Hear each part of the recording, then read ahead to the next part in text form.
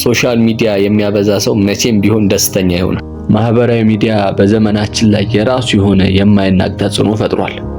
ዓለምን በእጃችን መዳፍ እንድናገኝ፣ ከሩቅ ካሉ ወዳጆቻችን ጋር በቀላሉ እንድንገናኝ፣ አዳዲስ ነገሮችን እንድንማርና ሐሳባችንን ለብዙሃን እንድናደርስ ትልቅ ሚና ይጫወታል።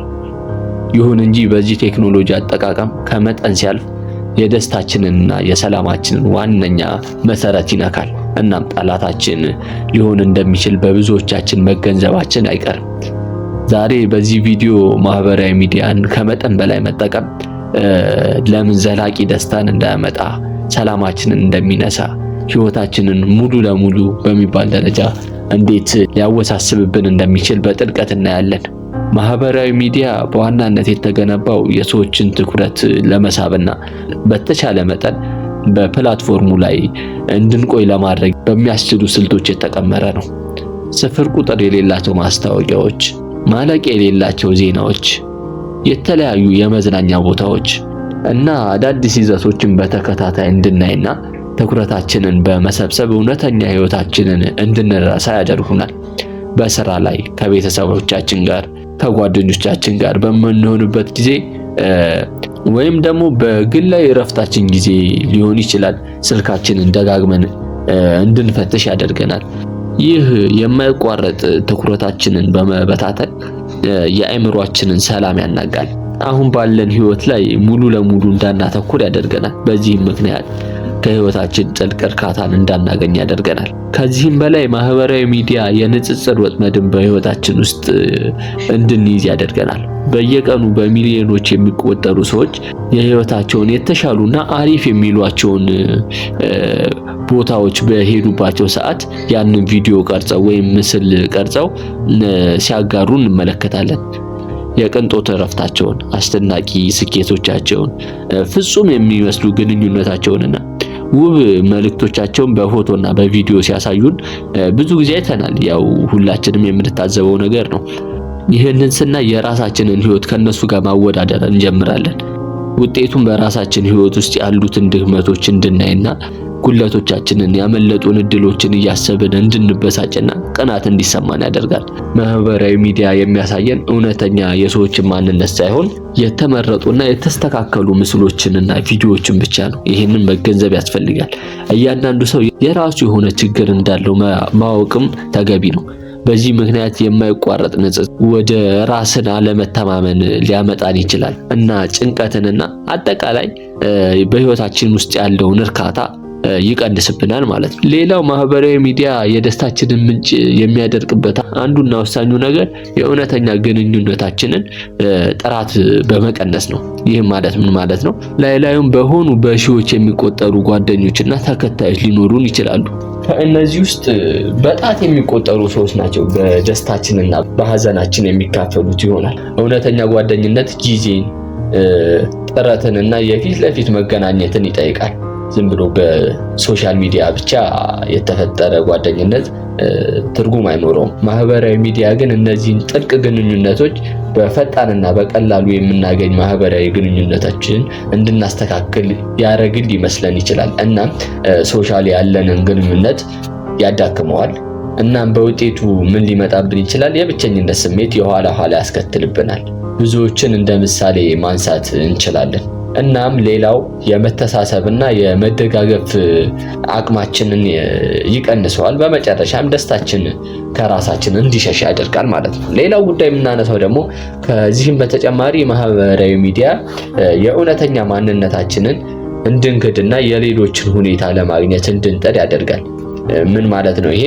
በምናጋራቸው ፎቶዎችና ጽሁፎች ላይ ብዙ ላይክ እና ኮሜንት በሰበሰብን ቁጥር የበለጠ ዋጋ ያለውና ተቀባይነት ያለውን እንድንመርጥ ያደርገናል። ይህ ማለት የሰዎችን ህይወት እንድናስመስል ላይክ እና ፎሎ የሚያመጣልንን ብቻ ተከትለን እንድንጓዝ የራሳችንን ማንነት እንድንረሳ ያደርገናል ማለት ነው። እናም እውነተኛ ደስታ የሚመነጨው ከውስጣችን እንጂ ከሌሎች ሰዎች እንዳልሆነ በዚሁ መገንዘብ ያስፈልጋል። ሌላ ጉዳይ የሚሆነው ማህበራዊ ሚዲያ ጊዜያችንን ቅርጥፍ አድርጎ ይበላል ማለት ይቻላል። በቀን ውስጥ ስንት ሰዓት ስልካችንን በመያዝ የተለያዩ ቪዲዮዎችን በመመልከት የጓደኞቻችንን ስቶሪ ፕሮፋይል በማየት ጊዜ እንደምናሳልፍ የምናውቀው እኛ ነን። እናም ደግሞ በተጨማሪም አዳዲስ ዜናዎችን ለመከታተል እናም ዓለማችን ላይ የተፈጠሩ አዳዲስ ነገሮችን ስፖርታዊ እንቅስቃሴዎችን ሊሆን ይችላል እነሱን ለማየት ምን ያህል ጊዜያችንን እንደምናባክን ማንም ምስክር የለም ከራሳችን ውጪ። እናም ውድ ጊዜያችንን ለግል እድገታችን ልናውለው የሚገባውን ጊዜ ከምንወዳቸው ሰዎች ጋር ማሳለፍ የሚገባንን ጊዜ ለእረፍት ልንጠቀም የሚገባንን ጊዜ ሙልጭ አድርጎ ይወስድብናል፣ ያዛባብናል ማለት ነው። ጊዜያችንን በማህበራዊ ሚዲያ ማባከን የጥፋተኝነት ስሜት እንዲሰማን ያደርጋል።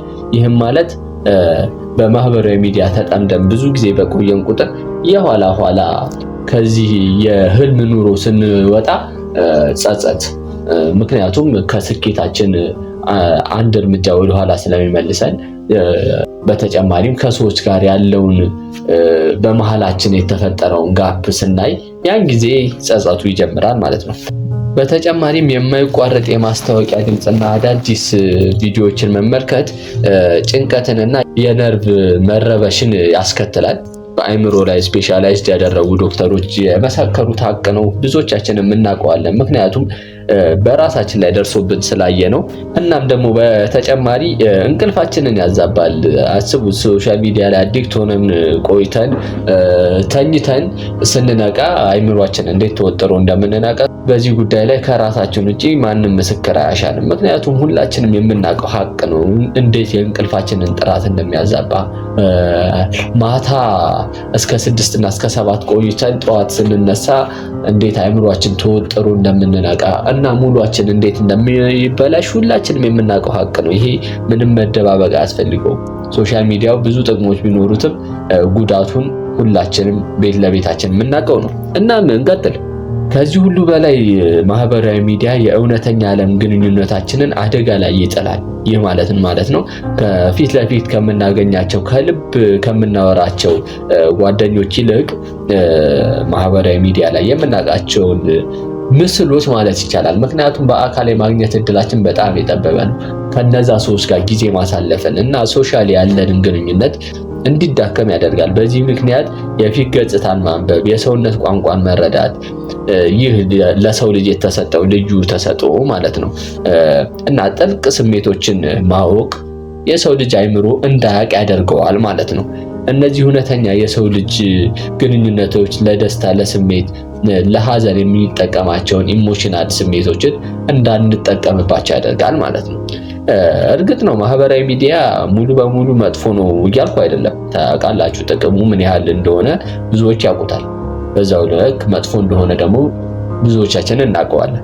እና በጥንቃቄና በተመጣጠነ መንገድ የምንጠቀመው ከሆነ ማህበራዊ ሚዲያ ብዙ ጥቅሞች አሉት። ነገር ግን አብዛኞቻችን የዚህን ቴክኖሎጂ ከመጠን ያለፈ ተጠቃሚዎችና ሱሰኞች ስለሆንን በጣም ብዙ ጉዳት እየደረሰብን ነው ማለት ነው።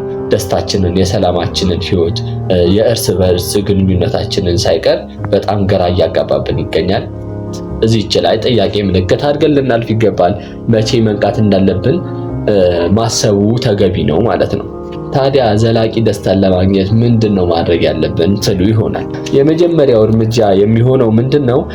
ማህበራዊ ሚዲያ አጠቃቀማችንን መገንዘብና መቆጣጠር ያስፈልጋል። በቀን ውስጥ ምን ያህል ጊዜ ለማህበራዊ ሚዲያ እንደምናውልና ምን ያህል ጊዜ እየሰጠው ነው እንደሆነ መከታተል።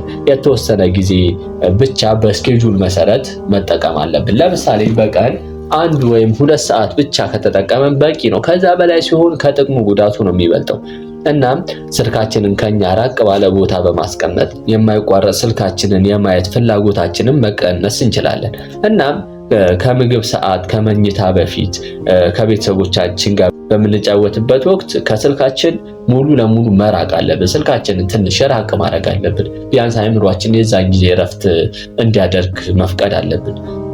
በእነዚህ ትናንሽ ነገሮች ናቸው። ቀስ እያለ እናንተ እያዳበራችሁ መሄድ ትችላላችሁ። ሁለተኛው እርምጃ የሚሆነው በእውነተኛ ህይወታችን ላይ የበለጠ ማተኮር፣ ሶሻል ያለንን ግንኙነት ማጠናከር፣ ጊዜያችንን ከምንወዳቸው ሰዎች ጋር በማሳለፍ የትርፍ ጊዜያችንን በመከታተል የአካል ብቃት እንቅስቃሴ በመስራት የተለያዩ አዳዲስ ነገሮችን የሚያስተምሩ ነገሮችን በማየት በአጠቃላይ ደስታን የሚሰጡ እንቅስቃሴዎችን በመከተል ከምናባዊ ዓለም ወጥተን እውነተኛ ዓለምን እንድንኖር ራሳችን መንገዱን ማመቻቸት አለብን ማለት ነው። ሌላው ጉዳይ ደግሞ የሚሆነው ጤናማ የአእምሮ ልምዶችን ማዳበር ነው የሚሆነው።